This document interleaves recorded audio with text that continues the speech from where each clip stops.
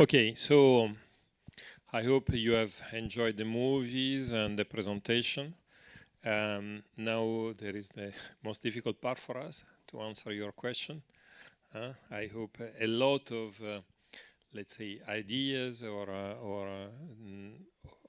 things have been clarified. We are always on the market. I think we say all the same thing, but sometimes it's not so easy to understand, and visiting, even if virtually, should help a little bit to clarify things. But the floor is yours, so please. Hi, good day. It's Patrick Mann from Bank of America. This is probably a very basic question to start with, but how should we think about South America and Brazil from sort of a cash flow perspective? So you gave us the EBITDA history, just maybe how much capex is going in, and then are you very much focused on growth within Brazil, or do you send money up to the center, or how does that cash return to shareholders? Thanks. I will let our CFO answer. So Patrick, first of all, Brazil's a very cash generative operation, as you can understand, because of two things. One is because it's a low capex operation, and second thing is because it's an integrated site. It's one site in terms of our stainless operation. So typically, I would look at it as less than 50% gets put back in the company in terms of cash, okay, in terms of both organic and inorganic investment. And the rest actually flows into the cash flow statement of Aperam. That's the high level number.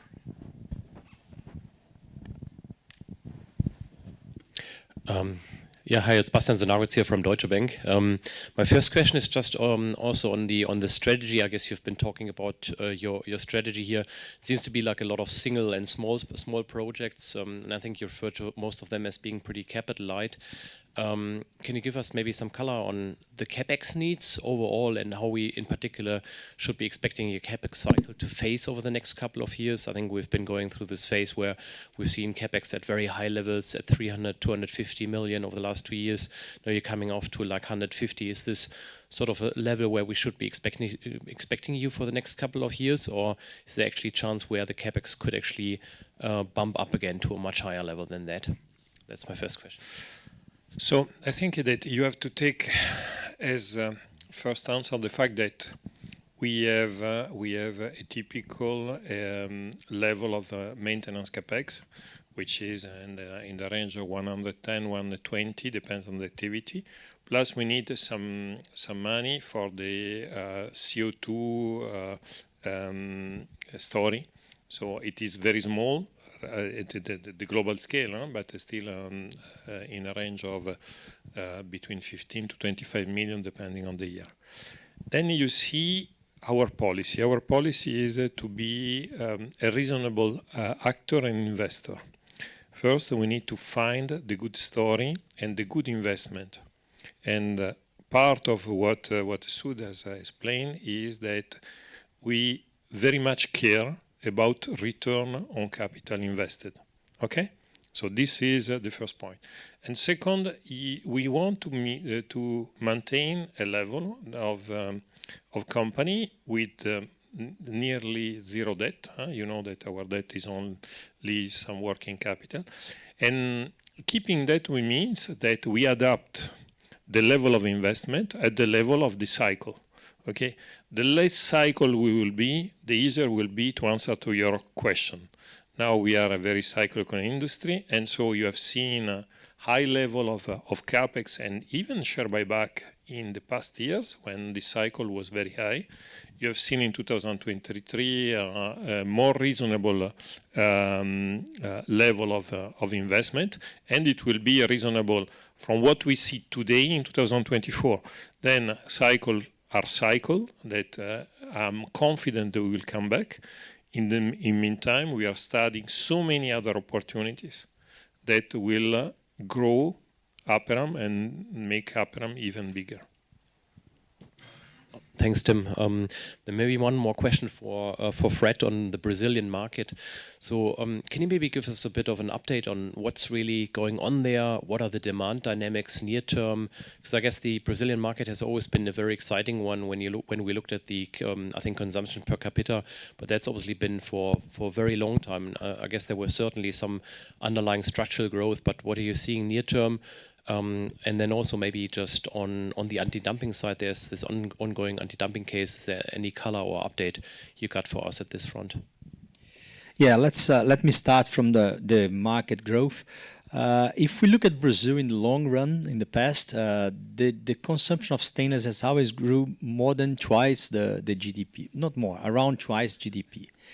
But you're right that we didn't see the growth we expected because Brazil has not grown for a few years, like 13, 14, 15, 16. So we had low growth. So even if stainless grew twice, the GDP was not a spectacular growth. But it's growing. It has always grown, and it's growing for the years to come in our analysis. There is a very good connection between the fixed capital formation and the apparent consumption of stainless, for example. And this has a positive trend for the future. So, as you say, it's a market that has always shown some growth, but sometimes less than we expected because of the GDP that was not growing. For the future, our expectation is that this growth continues, and then it will depend on the economy. That today, we had last year a growth of around 2% of the GDP, so you could say that the apparent consumption of stainless was 4 or something a bit more than that. And then we will depend on the economy for the years to come. But again, the growth is there. And then you asked about the anti-dumping. In Brazil, the trade defense measures have always been in our agenda. We have always been very agile on implementing. We have let's say an advantage is that as we are the only player, we know all the figures because the domestic supply is ourselves, so we have the precise number. The imports are public, so we have all the tools we could have to implement trade defense measures. So in Brazil, the first trade defense measure was applied in 2012. The one it's still existing. And that was an anti-dumping against many countries on stainless and on GNO as well. So for both products, we have the anti-dumping is implemented in 2012, 2013, still in place. Last year, we approved CVD against Indonesia. And at this very moment, we are at the final stage of circumvention for the slabs and hot-rolled coils coming from Indonesia and cold-rolled in other markets to Brazil. So this is what we see as trade defense. We also have import duties, as you all know. So they are today at the level of 12.6% for the stainless and electrical steels. And in the recent past, there was a pressure to reduce these, but what we see today is the other way around.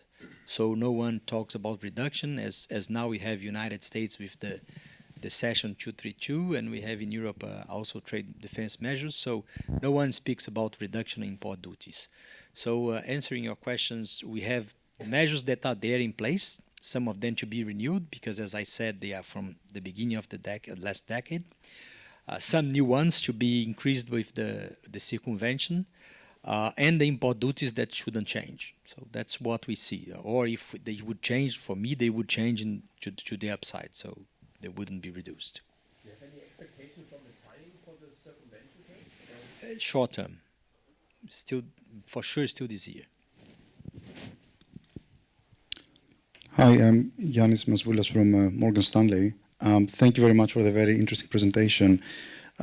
First question from me, should you announce some very interesting targets on some of the new initiatives coming from the Botanical and some of the other projects, but going back to the previous EBIT uplift target of 300 million euros on a like-for-like basis, can you perhaps provide an update in which areas you're ahead or maybe a bit behind your targets, and what shall we expect by next year in terms of today's market environment? How much of that progress shall we expect to see through the P&L? Thank you.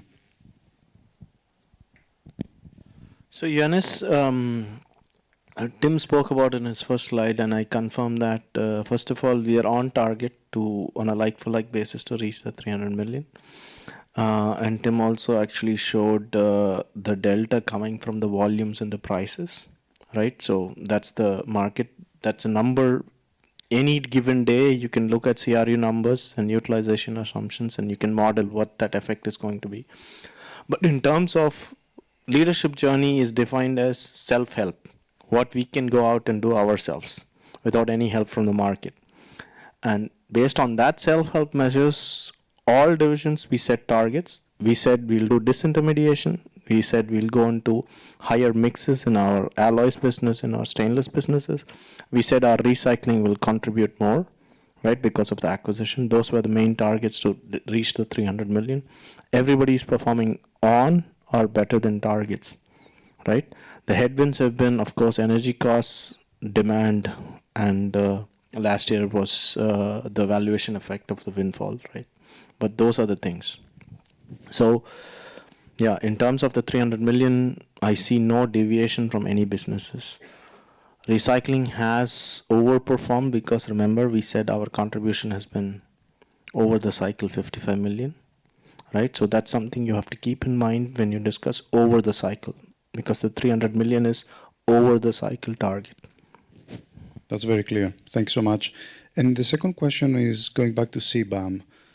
There is clearly the opportunity, assuming Scope 3 is included properly, there is the upside opportunity for the European mills, but how confident are you around some of the risks that could result from CBAM? For example, Europe becoming an even higher cost region, and how could that impact competitiveness, both in terms of exporting stainless, but also producing downstream products and exporting those into the world? Thank you. So I think I will take this. Europe has a challenge in front, which is the Green Deal that has no sense without an industrial deal. Okay? I think the United States are more advanced than Europe in understanding that there is no Green Deal without an industrial deal. Now, it is not something which is reserved to the application of stainless steel, but is for everything. You've seen the big debate on the electrical car. It is good to, let's say, state that from a certain time, all the cars sold in Europe should be electrical. But you need also to be sure that there is no dumping and subsidies that are coming from other countries with these cars. And the European Commission is aware of this and has already started to work on that. And this applies to every kind of product, of which the electrical cars, will be one of our main segments. So we are interested in this because it will be important for the development of our stainless steel electrical car.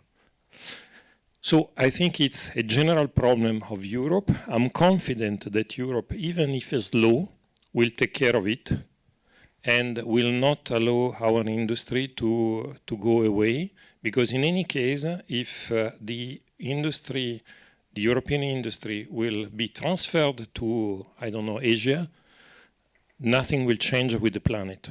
On the contrary, you have seen that if this happens, the planet will be worse, okay? And so there is no Green Deal without an industrial deal.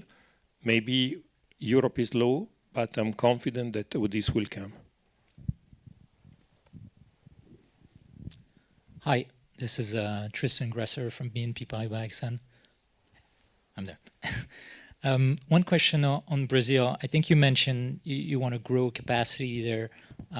What is the timeline? What are the plans? You also say you want to grow your market share there. So at what point will you consider new melt capacity in the region? Yeah, sure. Now, actually, as I said, our priority is the Brazilian market. So we will not invest to export. And today we still have capacity, so we still export a reasonable part of our production, as I said in the video, 20%, around 20%. So we still have a buffer and the total capacity to supply properly the Brazilian market and even Americas, I could say. But then when we say grow, the point is that one day it will be necessary, because as I showed and answering the question before, I think it was from there. So we do believe it will grow, and one day it will be necessary. Our point is that the roadmap is clear. We know what to do, and we don't need a new melt shop, because as you know, we produce carbon steel that are more a filler than a product, a strategic product at the end. So my answer would be that we are ready to invest whenever necessary, and that the capex is much lighter than any other competitor could do to supply the Brazilian market. So this is the point. But so far, with the capacity we have, we are comfortable of properly supplying the market with our 70 to 80% market share to the coming years. All right, that's very clear. My second question, and sorry if it's a bit provocative, but we talked about Brazil, the new streams of EBITDA, but we haven't talked really about Europe. And that's a question we asked some of your peers. For an underperforming asset, at what point do you look at a business and say, maybe Europe is no longer core? I would like to have your view there. Thank you. So the answer is very clear. Europe is and remain core of Aperam. Even if today it's a smaller part of our people, for example, only 25%, we are growing other activity, but Europe has a very competitive assets in Europe, our Aperam Europe. It is in a market which will be more and more protected by the CBAM, and despite the cycles, over a long term, over a long period, over the cycles, the return on capital employed, the ROCE of Europe, is very good. Okay? So yes, there are years in which we are very happy of Europe, years in which we are not happy of Europe, but all in all, we are happy with Europe, and especially because we have built in Europe a very competitive assets, including the fact that Europe is supported by service and solution. So we have a very large penetration in the market, and this is stability of flow and knowledge of the market.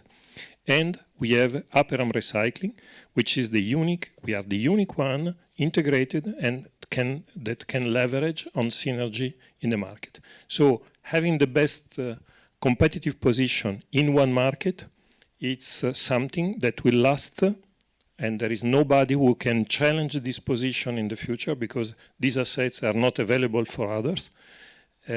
So it's a question of endorsing the cycle. Unfortunately, we have started the discussion with cycle, and cycle will remain. Hi, it's Tom Zhang from Barclays. Thanks. Sorry, I'm over here. Thanks for the presentation. The light just in front, so it's a little bit difficult sometimes to... Okay, no worries. Two questions from me. The first one just on Brazil, again, touching on the sort of stainless consumption per capita. It's a divergence we've seen for a while, but on your presentation, Brazil is not too far away from some developed markets like UK, Australia. What gives you confidence that Brazil is meant to be at the top of that chart with a much higher level of stainless per capita consumption? Maybe, we'll do one by one.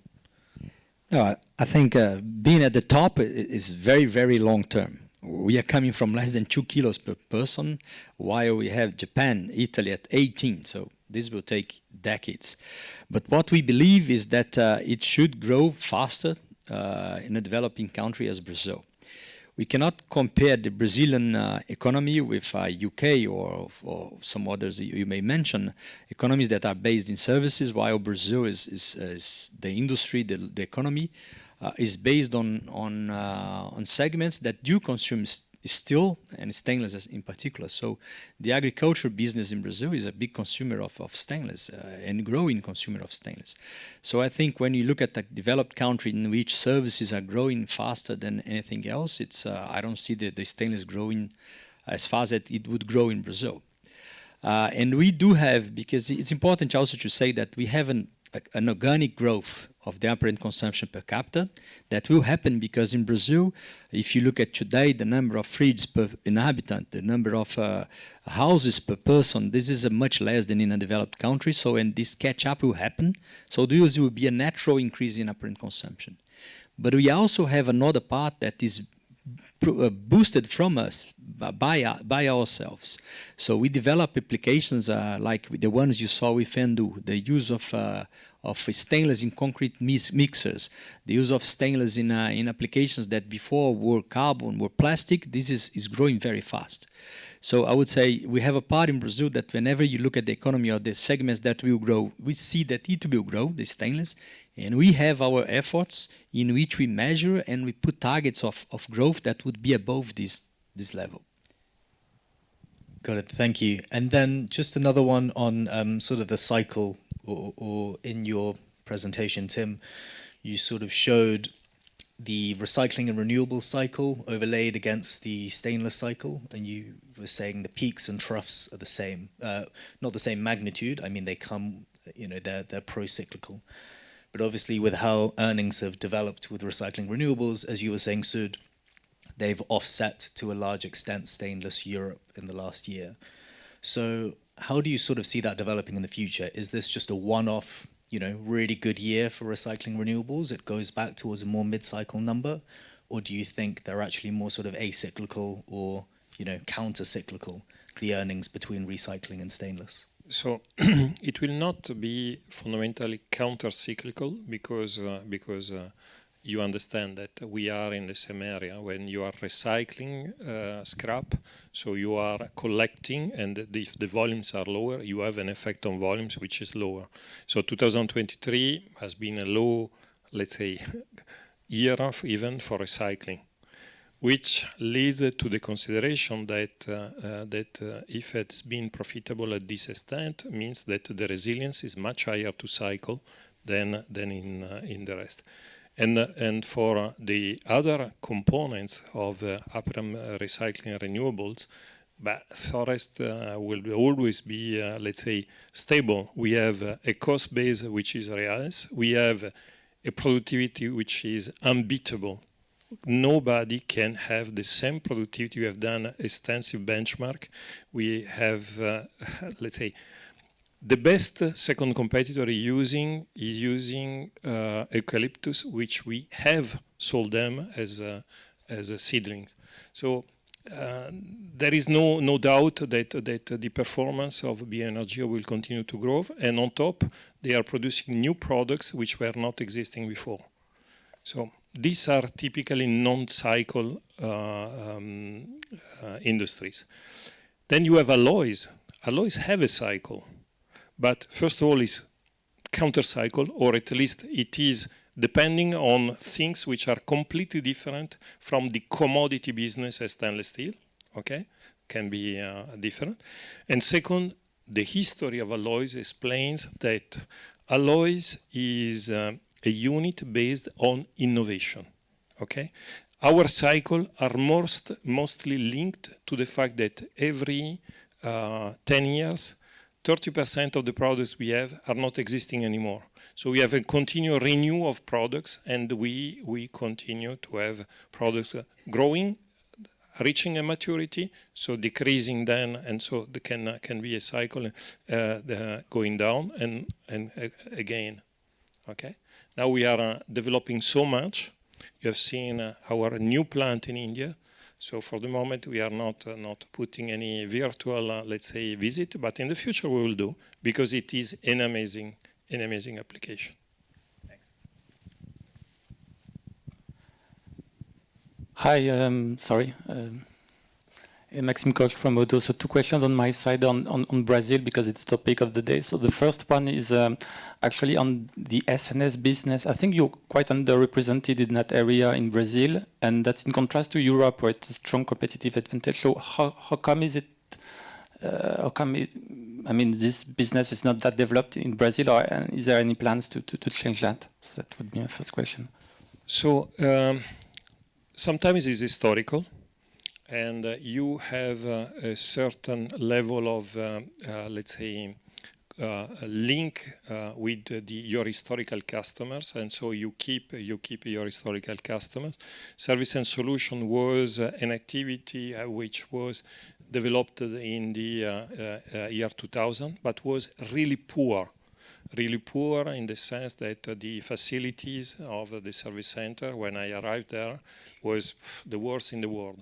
And today we have the best, probably the best and the nicest service center in the world in Campinas.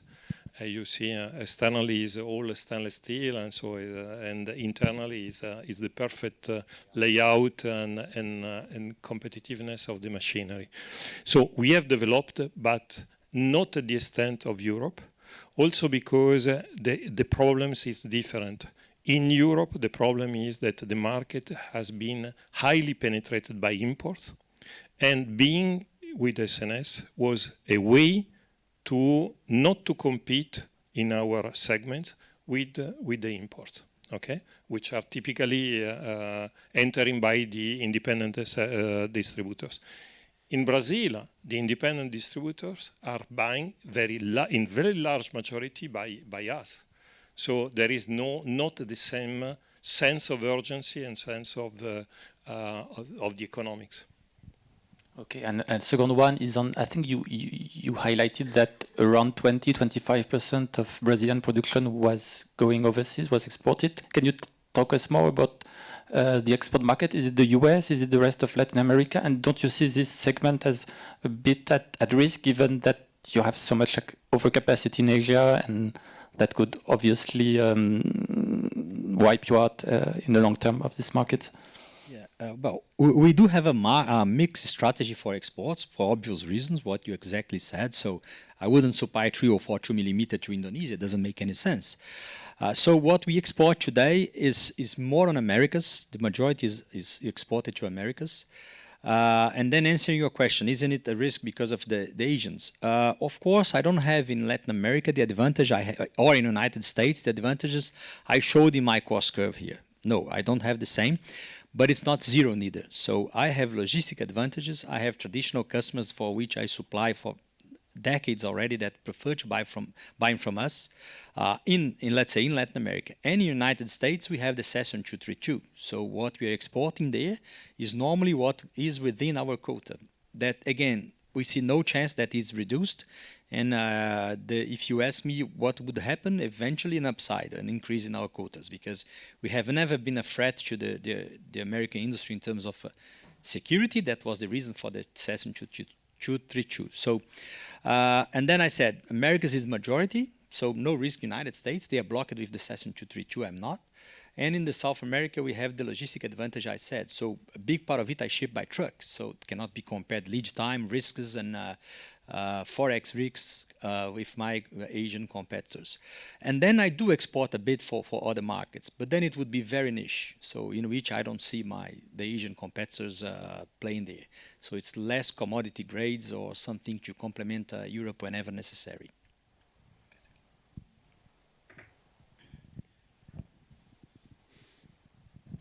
Hi, Moses Ola from JP Morgan. Thank you very much for taking our questions today. First question I just had was just on the very near-term outlook versus your Q4 guidance, if I may. So what we've seen over the past couple of weeks is a lot of nickel supply come out of the market. And we've seen nickel prices obviously move higher recently.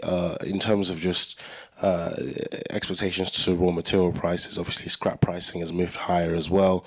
What are your expectations here for raw material prices on the nickel side with all the supply that's gone out? Do you think that the supply that's come off is temporary, or do you view it could be more permanent?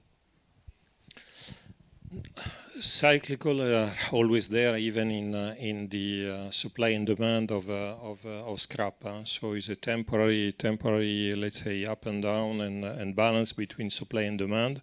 We compensate with ferronickel if there is less scrap, and we have more scrap, and we reduce ferronickel. This is the typical. Then for guidance on price, we are not here to guide on price, so I will not give this. You know that in our let's say on release we have already guided on the fact that we have exited Q4 with a market which was difficult, and the market what we were expecting is a market still difficult in Q1 in Europe. Thank you. And then on the recycling business, when could we expect that full run rate of over 100 million EBITDA through the cycle? I gave it as 2030.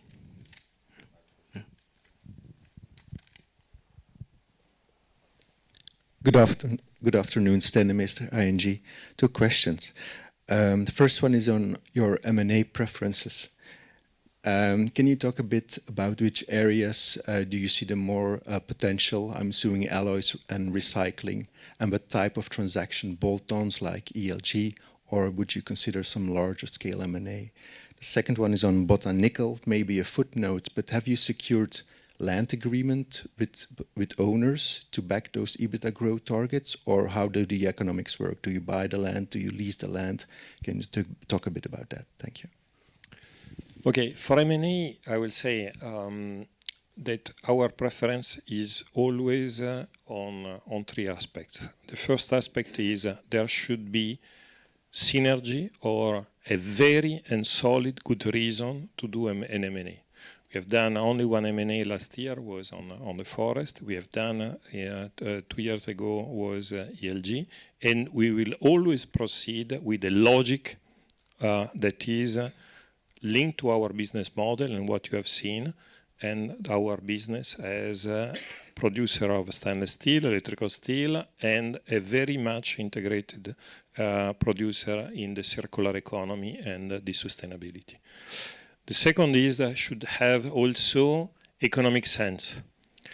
We are very much attached on a return on capital employed, as I said, and so we will always look at that with a very wise attachment, and on the fact that when we compare external growth to internal growth, our internal growth is a typical IRR that should be higher than 15%, and the large majority is much higher than 15%. So if we want to grow externally, we need to have this as logic.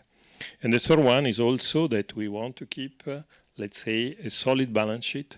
That is one of the things that we have always shown to you, because part of the duty of the company is to be solid, to have a clear dividend policy, and to be shareholder friendly. It's part of our duty. For Botanical, I ask Bernard to explain.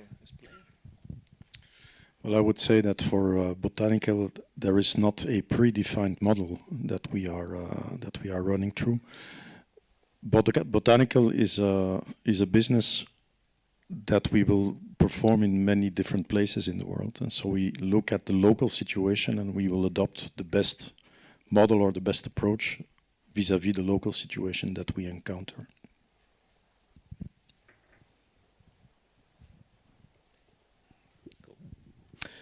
Hi, Andy Jones from UBS. Just one quick one on the with the Brazilian forest. If you compare it to the cost of met coal, like in terms of your cost of charcoal, the cash cost, which is clearly pretty consistent, how does it compare? And is the consumption ratio in the blast furnace similar? And how do those economics compare? Yeah, sure. Well, yes, we can make a TCO, the total cost of ownership calculation of the cost. The coke has an advantage of the density, so the productivity of the blast furnace can be slightly better because of this density. But then it has some disadvantage, and the main one is cost. And the difference in cost is huge. So it's really, well, let me make an easy calculation. It's more than double. So the charcoal is much, much more competitive. Then you may be asking yourself, so why don't everyone produces with charcoal? For a few reasons. The first one is that you have Aperam South America has the biggest blast furnace operating with charcoal in the world. And I can tell you that it's not easy to be operated. I mean, I think some of these white hairs of Tim here came from the blast furnace when we moved it, changed it to coke, from coke to charcoal, because it was really difficult to make it work because it's too big for charcoal. As I said, it's the biggest one by far. The second one, biggest one is the second biggest one in the world is as big as our small one. So then that's the reason. So it's much cheaper. So it's much more competitive. So and also, sorry, and just in general, we don't rebound. Not also, you need 156,000 hectares of a forest. Don't forget. You know what is this? It is if you take some kind. If you take a land of the width of 1 kilometer, you go from Belgium to Sicily. As land, just have in mind. Yeah. Okay, now that's clear. Thank you. Yes, good afternoon, Frank Klaassen of the Grove Petercam. I've got a question on the use of scrap in Brazil. How much of your sourcing of raw materials is already scrap, and how quickly can that evolve in the future? How important can a scrap market become in Brazil in the future? I start, you conclude? I do it. Simple. All the developing markets have not enough scrap to go in a way of circular economy as, for example, Europe and United States. In Europe, we can run all the plants in Europe with around 90% of scrap because the life cycle of stainless steel is 20 years. In 20 years, in a market which is growing with 1 or 2%, so in a certain stability of the consumption, at the end you collect what is, let's say, the end of life plus the consumption of the industry, and so you have an equilibrium. In developing market, and typically there are many statistics about China, etc., you have normally a ratio depending on the level of growth and depending on where the industry has started, between 25 to maximum 50%. In Brazil, we are closer to the 40, 50%. Okay, thank you. Hi, over here. Yeah, Niels Krieg from City here.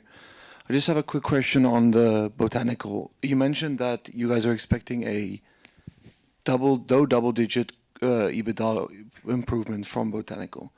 Do you guys have any guidance on what's the amount of land or the amount of, given like the X amount of yield you can get of nickel per hectare of planted? And to achieve that EBITDA target that you're saying, what's the expected amount of hectares or expected amount of plant material you need to be able to achieve that? And will you be adding that in, or is there already a capacity for that in what you own right now?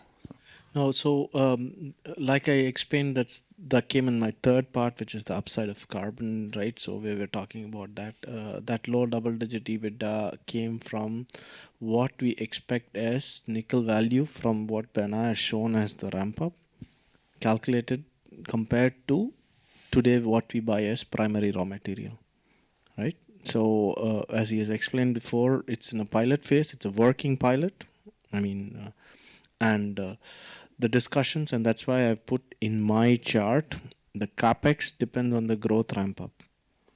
So that's if you were to generate the same amount of nickel that you're using at the current moment, price comparison if you were to use botanical instead of primary.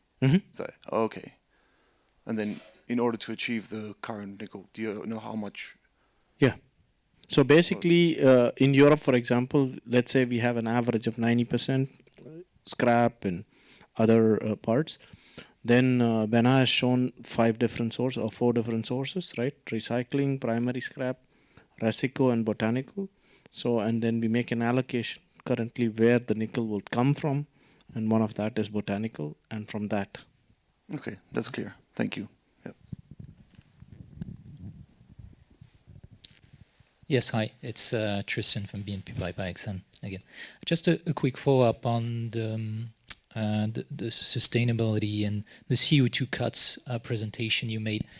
By 2030 in Europe, are you able to really, I know you're going to be able to cut your scope 2 emissions with renewables, etc. But the scope 1, is it going to linger, or do you have an option there to cut it? Because you get the CBAM kind of benefit, but if by 2034 there are no free allocation and you still need to buy to cover your scope 1, that's kind of a bit of an offset. Is there a way to cut this scope 1, or there's going to be a reminder of it and you'll have to pay for the credits for it? No, there's clearly a way also to go down on scope 1. We don't have separate targets also towards SBTI between scope 1 and scope 2. But I told you at the basis of what we do, we go to a maximum usage of scrap. The carbon content of scrap is not existing. So the scrap is already stainless steel. And so the carbon that comes from your scope 1 is mainly coming through the raw materials that you use. When we use botanical, when we use scrap, when we use what comes out of recycle, this will also have a beneficial effect on scope 1. Sorry, it's very dark in here. Did we overlook anybody? Any questions left?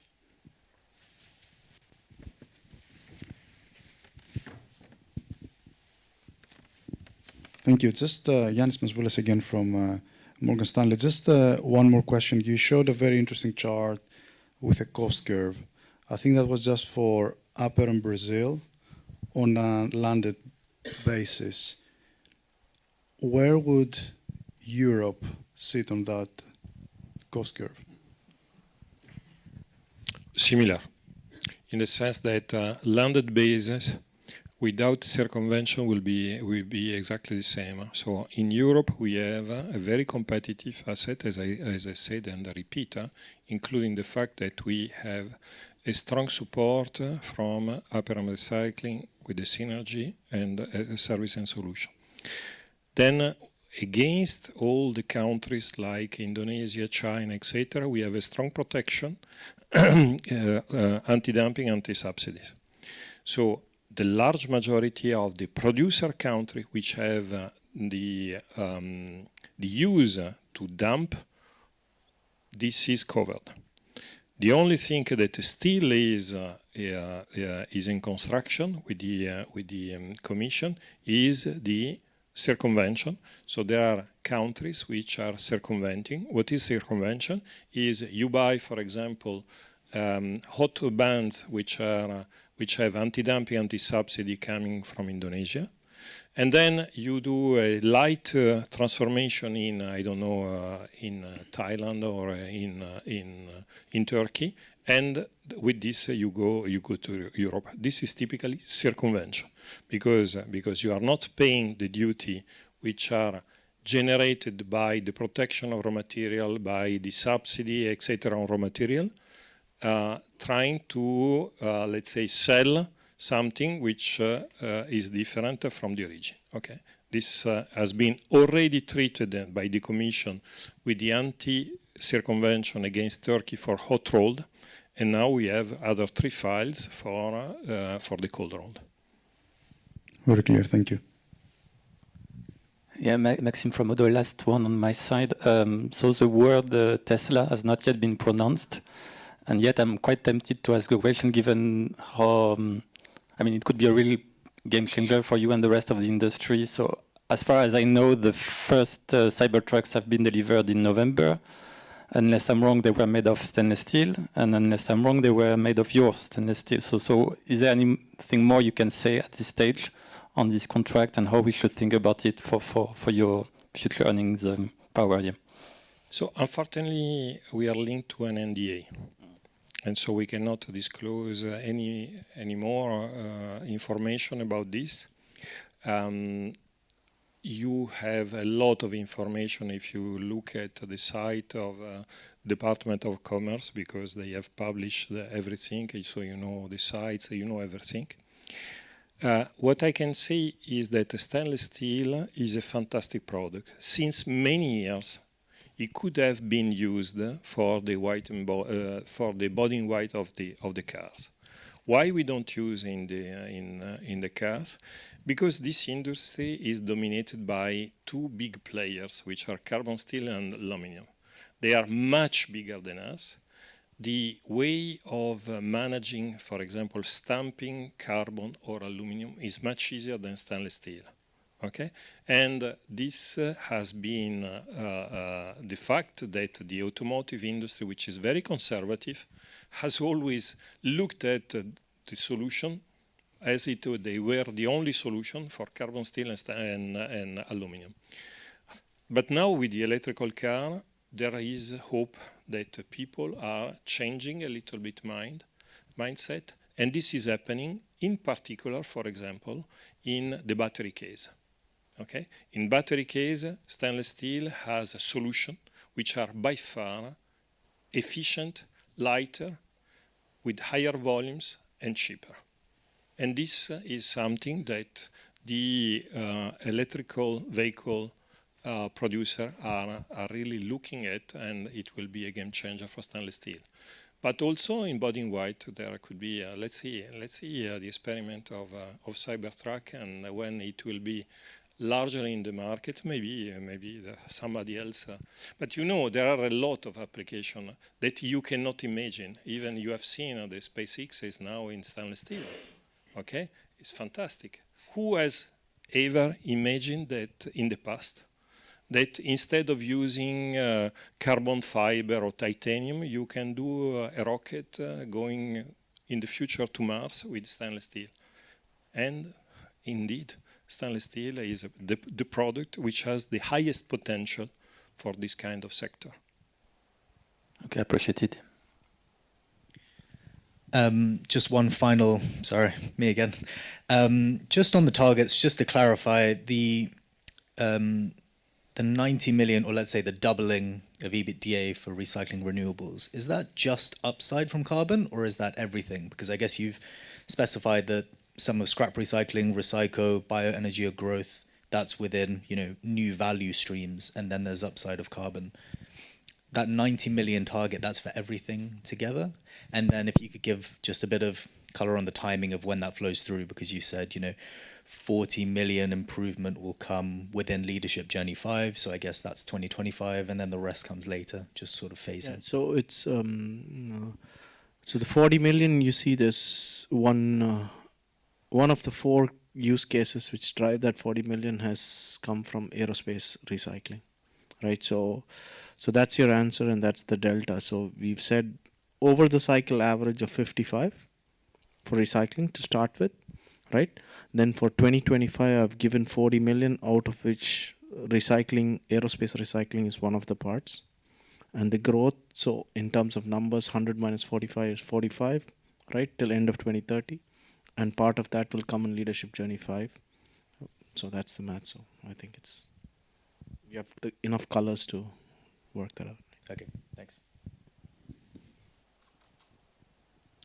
Okay, I think we have no more questions. Okay, so if there are no more questions, we have a reception now down. I would like to, let's say, to conclude this Capital Market Day, saying a few words. First of all, thanking you very much, because it has been a long day, but I hope interesting in the format. It will never replace a visit in Brazil, that for sure. And I really suggest, if any day you are transiting that way, etc., ask us to visit the plant or the forest, and it will certainly be possible to organize that. Now, as we have said many times, a company which is in transformation has to show the reality of this transformation. Sometimes it's difficult to assess it. Sometimes it's difficult to understand also what is the sense of this ESG commitment, okay? When you see environment, social, governance. Governance is easier. But when you do social, I think that Brazil is showing something different. Social means the people who are there, how they live, the population and you have seen big numbers. When you see environment, you have seen all the initiatives we are taking, which are solid ones, and then will be part of the economics of Aperam. The company is prepared for the future. My team is very solid and very competent and really enthusiastic of what is the transformation of the company and our journey to the sustainability. I hope you feel the same. I hope that you, whenever you are investor, I hope you will feel the same. And I thank you for the participation. You will have time for further questions later during our reception. And of course, Thorsten, Sud and myself, we are always in roadshow and meetings with you, and we'll be happy in the future to update about the situation of the markets, etc. But at least I hope that from today you have clearly in mind what is our engagement in terms of Brazil and sustainability. Thank you very much.